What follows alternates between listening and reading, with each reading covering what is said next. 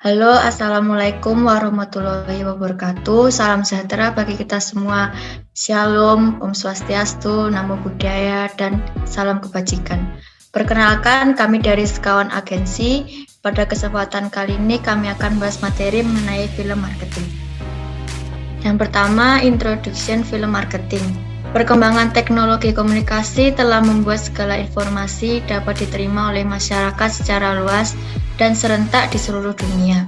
Film dipertemukan pada akhir abad ke-19 dan terus berkembang hingga hari ini.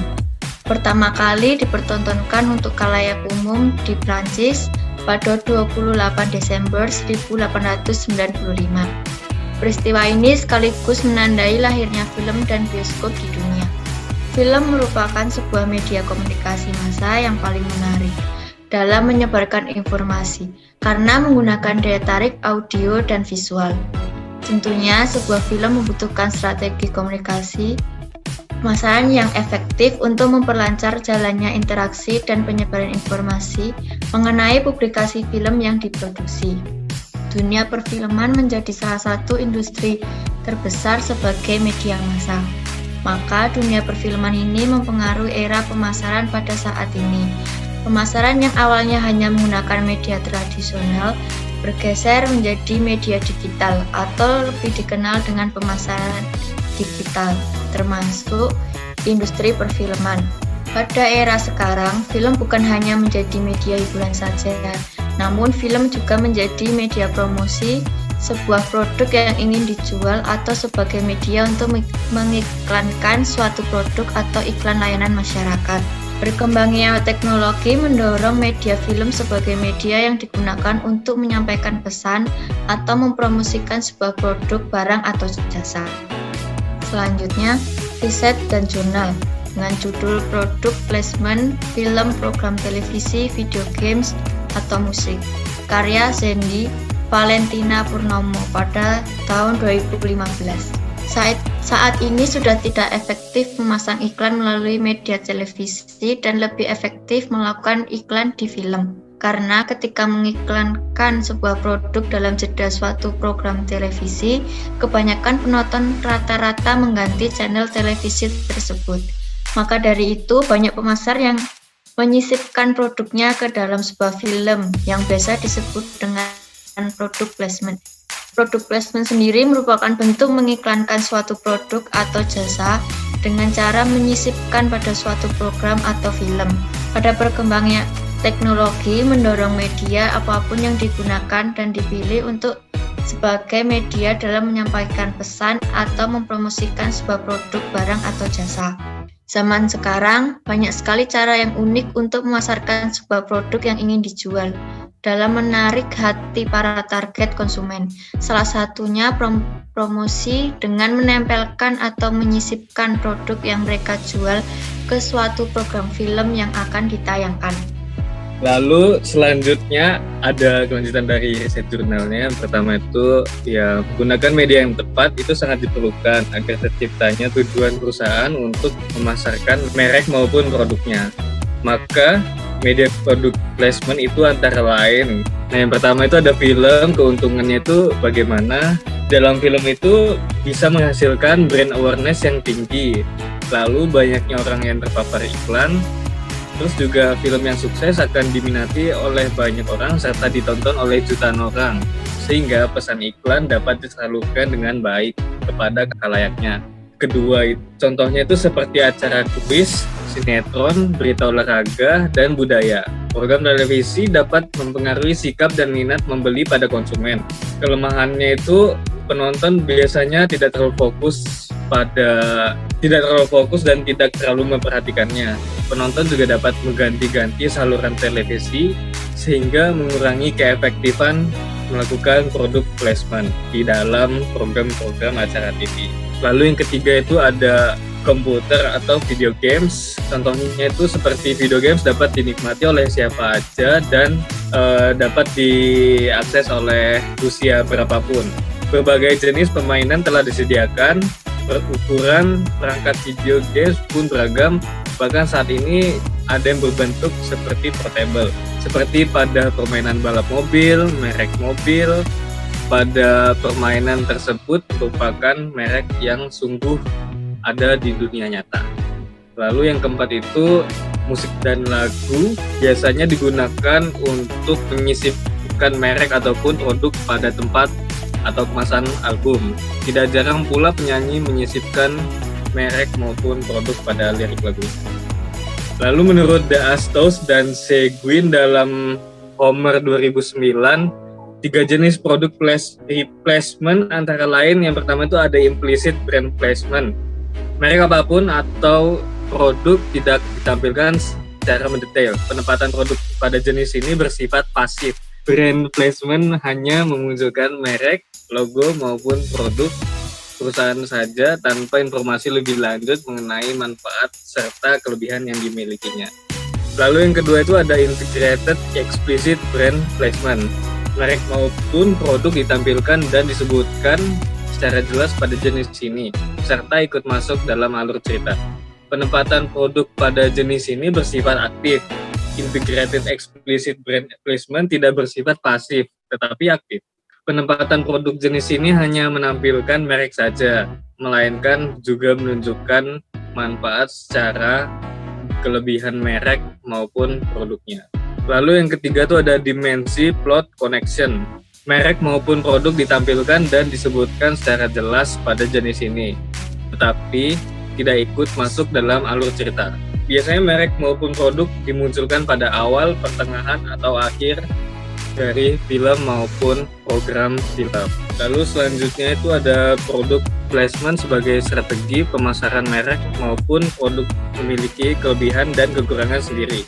Kelebihan produk placement tersebut antara lain adalah yang pertama, kelebihannya itu paparannya kepada penonton atau target pasar.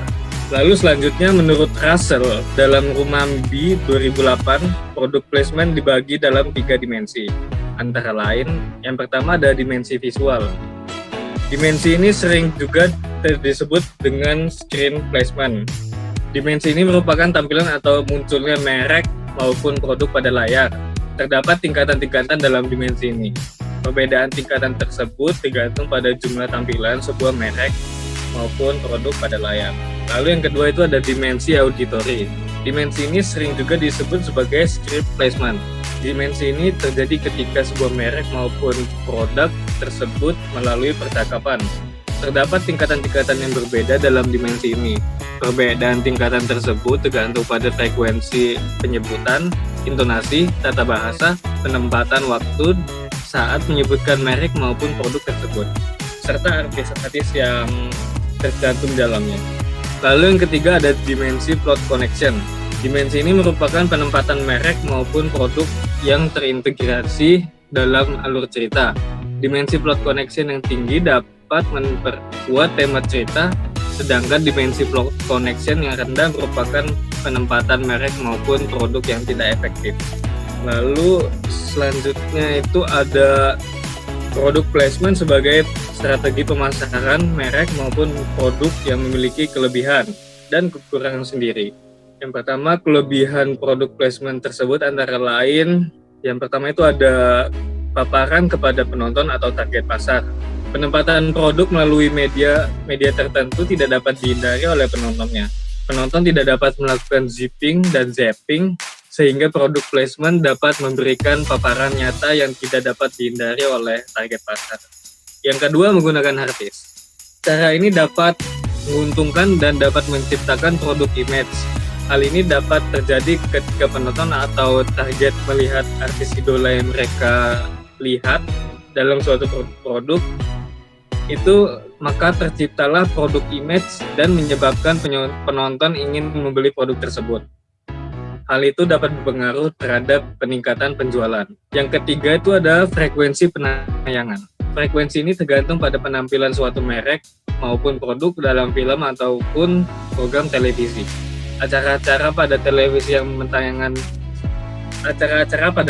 yang penayangannya berlanjut dapat memberikan paparan produk placement yang lebih banyak kepada penonton. Lalu yang keempat ada produk placement tidak mengganggu sebuah alur cerita. Strategi promosi ini menempatkan merek maupun produk tidak mengganggu penonton saat penayangan acara tertentu. Berbeda dengan iklan-iklan yang berada pada sela-sela tayangan televisi yang lainnya. Lalu yang kelima ada meningkatkan brand recall. Produk placement ini memiliki cara yang kuat dapat menghasilkan recall yang kuat pula. Penonton dapat mengingatkan kembali suatu merek maupun produk yang terdapat pada sebuah acara atau film yang dengan baik. Brand recall dapat diukur dari jurnal studi manajemen dalam Vol 9 nomor 1 bulan April tahun 2015. Seberapa kuat ingatan konsumen terhadap merek yang diiklankan. Lalu yang keenam ada produk placement dapat melewati aturan. Penayangan iklan-iklan tertentu di beberapa negara tidak diperbolehkan biasanya. Tetapi melalui produk placement, perusahaan seperti rokok dan alat kontrasepsi dapat dipromosikan dalam bentuk merek maupun produknya. Lalu selanjutnya itu ada kekurangan dari produk placement. Yang pertama itu ada biaya. Banyak perusahaan beralih menggunakan strategi produk placement. Hal tersebut dikarenakan karena persaingan makin ketat dan berpengaruh terhadap tingginya harga. Siapa yang menawarkan harga lebih tinggi akan diperbolehkan meletakkan produk placement dalam film atau acara-acara televisi. Yang kedua, kurangnya kontrol. Pihak pengiklan tidak dapat menentukan kapan, di mana, dan seberapa seringnya merek tersebut akan ditampilkan. Yang ketiga, produk placement terkadang tidak diperhatikan oleh penonton, dan hal tersebut membuat perusahaan sia-sia mengeluarkan biaya. Yang keempat, reaksi publik. Penempatan dan penayangan produk placement yang tidak tepat dan terlalu mencolok dapat mengganggu serta menimbulkan reaksi negatif dari penonton terhadap merek maupun produk tersebut. Selanjutnya, biasanya perusahaan memerlukan strategi dalam menjalankan usahanya, karena strategi merupakan hal utama yang harus diperhatikan guna untuk memperkenalkan merek maupun produknya terhadap masyarakat. Salah satu bentuk pemasaran adalah program promosi seperti iklan dengan tujuan memberikan informasi, membujuk, mengingatkan, dan menguatkan. Lalu kelebihan dan mempromosikan merek tersebut melalui produk placement antara lain adalah tidak adanya zapping dan zipping, dan menciptakan brand image menjadi bagian dalam alur cerita sehingga tidak mengganggu penonton, meningkatkan brand recall serta dapat melewati aturan. Pemilihan media produk placement yang tepat akan memberikan dampak positif kepada perusahaan. Setiap media produk placement memiliki kelebihan dan kekurangan masing-masing. Produk placement melalui film efektif karena berpengaruh positif terhadap persepsi konsumen, brand recall, loyalitas, dan minat penonton. Oke, selanjutnya ada resume e-book, judul e-book Guerrilla, film marketing karya Robert G. Barnwell tahun 2019. Dalam buku dengan judul Guerrilla, film marketing karya Robert, berisikan saran praktis yang diterapkan untuk perimbangan pemasaran di setiap proses produksi film, seperti langkah dari proses branding, pemasaran, dan promosi film. Nah, ini adalah aturan sukses menurut Robert, yaitu ada 8 aturan sukses. Nah, yang pertama, pemasaran hanyalah tentang mencari teman. Jadi, semua pemasaran pada dasarnya adalah upaya untuk mengembangkan persahabatan antara Anda, film Anda, dan anggota audiens target. Yang kedua adalah memiliki genre. Film saat ini hanyalah satu tautan dalam rantai film yang lebih panjang. Yang ketiga, terlihat, terdengar, dan bertindak seperti yang diharapkan oleh audiens. Yang keempat, tindakan atau hasil. Kembangkan tindakan dimulai dengan langkah kecil, seringkali ada penundaan antara tindakan dan hasil. Beri waktu, hasil akan datang. Yang kelima, lakukan yang terbaik, biarkan orang lain melakukan sisanya. Lakukan dengan baik dan nikmati karena semuanya tidak harus melakukan sendiri atau dikerjakan dengan sendiri. Yang keenam, fokuslah. Nah, yang ketujuh, konstan dan konsisten. aktivitas dan pesan pemasaran harus konstan dan disampaikan secara konsisten pada audiens agar memiliki dampak yang berarti. Pemasaran harus konsisten dalam hal penggunaan elemen yang sudah dikenal seperti kata, warna, tipografi, grafik, visual, suara, dan elemen lainnya. Dan kemudian itu perlu konsisten dan konstan dalam hal menyampaikan pesan yang sudah dikenal itu kepada audiens. Yang terakhir ada kembangkan momentum. Nah, hanya perlu mendorong di awal agar branding, pemasaran, dan promosi berjalan dengan baik. Next, menurut Guerrilla, pendekatan pemasaran disebut sebagai pemasaran gerilya. Nah, karakteristik pemasaran gerilya yang sukses meliputi yang pertama, pasar telah ditargetkan secara primer, sekunder, dan tersier. Nah, lalu penggunaan yang efisien dan efektif dari materi aktivitas dan saluran pemasaran. Yang kedua, penekanan pada pemasaran inbound dan outbound. Nah, dengan kata lain, daripada membeli perhatian dengan menghabiskan uang untuk iklan keluar, pemasaran gerilya menekankan pada menarik audiens ke komunitas kita melalui saluran digital murah atau tanpa biaya. Yang ketiga, pemasaran terpadu yang menggabungkan pesan merek yang konsisten atau elemen desain di seluruh saluran pemasaran dan penggunaan metode promosi yang berbeda untuk saling memperkuat satu sama lain. Yang keempat, memanfaatkan upaya pemasaran, kegiatan, dan materi di berbagai saluran pemasaran. Nah, memproduksi konten unik untuk setiap aspek materi pemasaran, aktivitas, dan saluran. Lebih baik memanfaatkan konten atau seperti film, biografi, pameran, dan kru, seni utama, teaser, dan trailer. Nah, sebanyak mungkin kampanye pemasaran dan promosi sebaik mungkin. Nah, lalu selanjutnya pembuatan film harus menciptakan citra yang unik dan kuat tentang diri mereka sendiri dan film mereka di benak audiens, target, dan pasar. Nah, halaman yang membentuk merek film atau pembuatan film meliputi nama atau judul film, studio, atau pembuatan film. Nah, yang kedua ada slogan apapun. Slogan atau slogan apapun. Yang ketiga, warna dan elemen desain yang digunakan. Yang keempat, suara, kepribadian, atau karakter merek. Yang kelima, penggunaan bahasa, kosakata, dan rasa tertentu. Yang keenam, pesan pemasaran yang konstan dan konsisten. Yang ketujuh, seni utama dan citra pemasaran lainnya. Yang kedelapan, genre dan target pasar yang menjadi fokus studio dan pembuatan film. Yang terakhir, kualitas dan alur cerita dari produk film, promosi studio, dan pembuatan film. Nah, oke. Selanjutnya ada tujuan strategis dan pemasaran. Nah, untuk memaksimalkan efisiensi dan efektivitas branding, pemasaran, dan promosi, setiap pembuatan film harus terlebih dahulu mengidentifikasi tujuan strategis dan pemasaran untuk film dan karir mereka.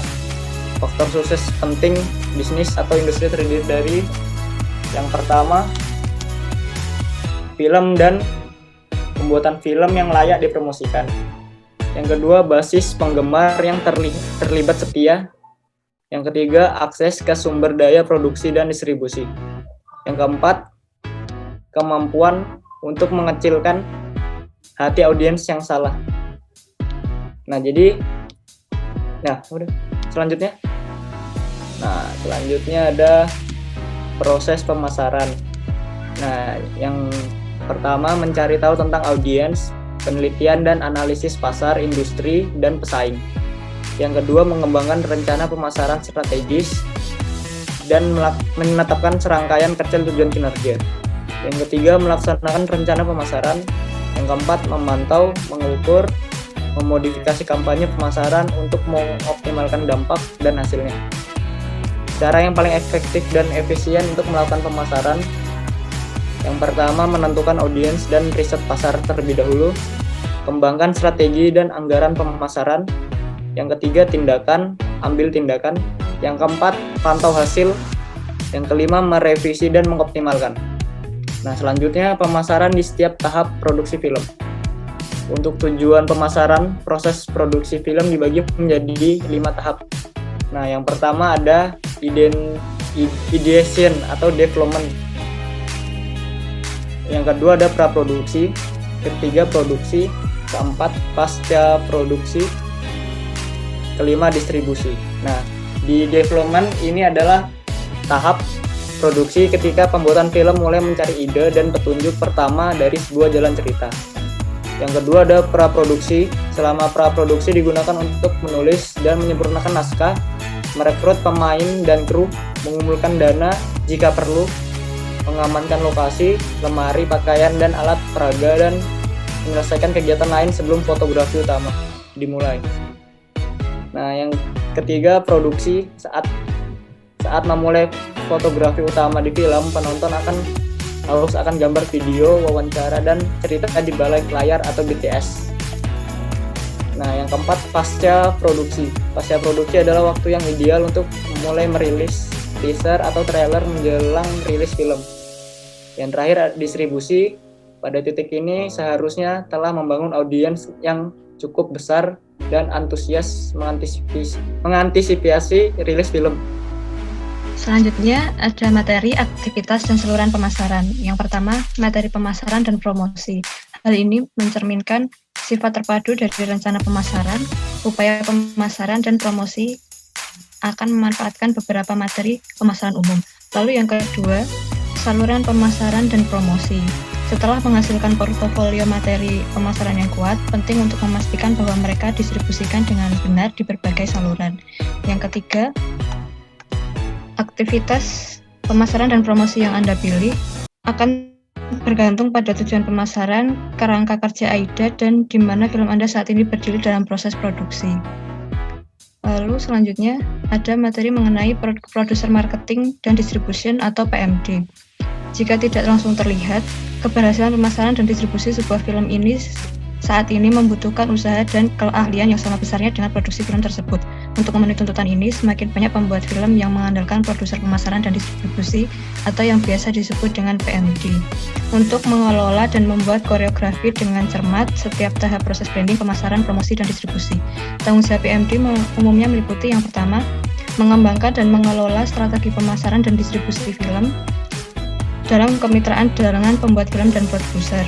Yang kedua, merakit dan mengawasi rencana tersebut termasuk desainer grafis, copywriter, desainer dan pengembang web, fotografer, videografer, BTS, humas, agen penjualan, perwakilan produser, agregator digital, editor trailer, magang pemasaran, dan profesional yang lainnya. Tugas yang ketiga, mengawasi pembuatan materi dan kegiatan promosi. Yang keempat, mengidentifikasi dan terlibat dengan penonton dan pemberi pengaruh film melalui kampanye, media sosial, konten situs web, situs ulasan film, forum online, podcast dan vidcast, festival film, dan acara pemasaran lainnya. Selanjutnya, merekrut dan membuat koreografi kegiatan tim peluncuran film yang akan berperan penting dalam mendorong peringkat film yang akan rilis awal. Selanjutnya, mengawasi pemilihan festival film dan pasar film yang ditargetkan, serta persiapan bahan dan kegiatan pendukung. Lalu, mengawasi dalam kemitraan dengan pembuatan film dan produser.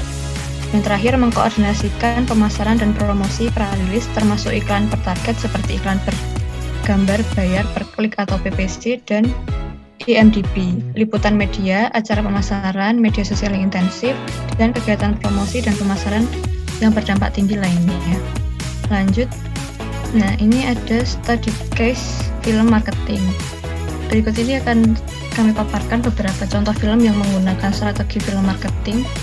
Yang pertama ada film Habibie dan Ainun, yang untuk produk yang sangat terlihat itu adalah Wardah dan Geri Coklatos. Namun sayangnya hal ini terdapat evaluasi, yaitu di mana latar film yang diceritakan ketika suasana senyatanya Pak Habibie dan Ibu Ainun ini, di situ tidak ada produk Wardah dan Geri Coklatos seperti itu. Meskipun dalam filmnya diperankan bahwa sosok Ibu Ainun ini adalah orang yang perfeksionis, secara dialog juga terdapat kalau Ibu Ainun sudah di make upin belum, kalau Ibu Ainun tuh orangnya perfeksionis loh orangnya. Nah, mungkin itu memang mencerminkan brand Wardah yang selalu mengusung perfeksionis. Namun sayangnya di tahun cerita aslinya, brand-brand yang ditayangkan di film ini tidak ada, jadi malah menimbulkan citra negatif seperti itu. Lanjut, Selanjutnya ada film Alangkah Lucunya Negeri Ini. Nah, beberapa produk di sini sebenarnya masih cocok atau relevan dengan cerita yang ditayangkan karena mengingat cerita ini tidak seperti cerita yang di film sebelumnya yang historical. Nah, ini lebih ke cerita yang sehari-hari, jadi tidak ada patokan cerita ini harus diceritakan pada tahun 1900 berapa seperti itu. Sebenarnya produk yang terlihat adalah Sosis So Nice. Ini terlihat dari bagaimana masyarakat menyikapi kuis-kuis yang diselenggarakan oleh brand. Nah, di film ini dicontohkan dengan Sosis So Nice yang menyelenggarakan kuis berhadiah.